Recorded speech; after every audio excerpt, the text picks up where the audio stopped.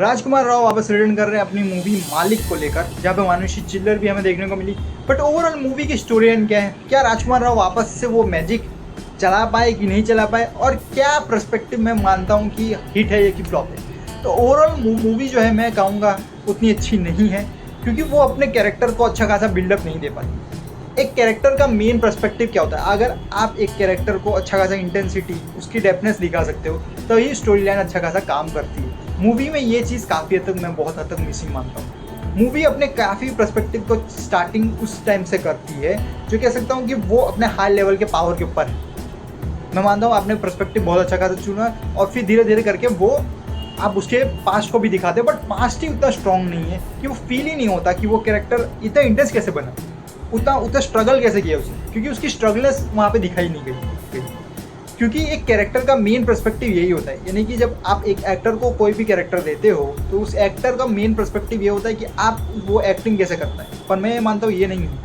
मैं ये मानता हूँ कि कोई भी स्टोरी लाइन का मेन पर्सपेक्टिव यही होता है कि आप कैरेक्टर का डेवलपमेंट कैसे करते हो, और कैरेक्टर का डेवलपमेंट करने के लिए स्ट्रक्चर वाइज भी आपको जाना पड़ता है। तो मैं मानता हूँ कि स्ट्रक्चरली यहाँ पे ये लोग रॉन्ग गए हुए हैं, क्योंकि काफ़ी तक उन्होंने अगर चाहते तो उसका पास्ट से शुरुआत करते और धीरे धीरे क्लाइमैक्स तक आप उस चीज़ को इंटेंस बना सकते थे। बट नहीं, उसका कैरेक्टर जब डेथ के पास भी होता है तो फील नहीं होता, क्योंकि वो चीज़ मैं मानता हूँ कि हाँ, कैरेक्टर के अंदर उतनी डेप्थनेस बिल्कुल नहीं है। कैरेक्टर फील ही नहीं होता है, पब्लिक के साथ कनेक्शन करने में बहुत हद तक मैं कहूँगा इस्टेब्लिश नहीं कर पाया वो अच्छे कैरेक्टर को।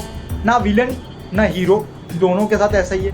ना विलन को अच्छा खासा उन्होंने वो दिया कि बैक स्टोरी भी नहीं दी, बट ना हीरो को दी। तो इसकी वजह से कह सकता हूँ कि वो खालीपन स्टोरी लाइन में बहुत फील होता है। और मैं कह सकता हूँ कि उन्होंने एक्टर्स बहुत हद तक इंटेंस चुनने की कोशिश की, बट कहीं ना कहीं वो इंटेंस जाने की कोशिश की, बट वो फील नहीं होता। वो कई जगह पे खालीपन लगता है, क्योंकि वो लोग उस तरीके से वो लोग पर्सपेक्टिव कर ही नहीं पाए। वो चाहते ही नहीं थे कि उस तरीके से मैं प्रोड्यूस करूँ, यानी कह सकता हूँ कि वो कैरेक्टर को लिखूँ या कैरेक्टर को डायरेक्ट करूँ। तो ओवरऑल कह सकता हूँ कि मूवी उतनी अच्छी नहीं लगी मुझे। ना ऐसा कह सकता हूँ कि हीरोइन के कैरेक्टर के अंदर भी वो इंटेंसिटी, वो कैरेक्टराइजेशन नहीं दिखाया गया कि उसके साथ उसका कनेक्शन कैसे हुआ, क्या ओवरऑल उसकी उनकी पास्ट स्टोरीज थी, कुछ नहीं, ऐसा कुछ नहीं दिखाया गया। ओवरऑल कह सकता हूँ कि हाँ, एवरेज मूवीज से भी नीचे ही होगी, क्योंकि कहीं ना कहीं मूवी उतनी इंटेंसिटी में नहीं प्रोवाइड करती, ना गाने उतने इंटेंस है, एक को छोड़ के, एक दो छोड़ के। और ओवरऑल मूवी उतनी अच्छी खासी मुझे नहीं लगी, क्योंकि मूवी के अंदर स्टोरी लाइन ही नहीं है, मूवी के अंदर काफ़ी कुछ मिसिंग लग रहा था मुझे। इसलिए मैं कह सकता हूँ कि मालिक उतना अच्छा खासा मुझे नहीं लगी मूवी। आप अपना पर्सपेक्टिव बताइए कि आपको मालिक कैसी लगी।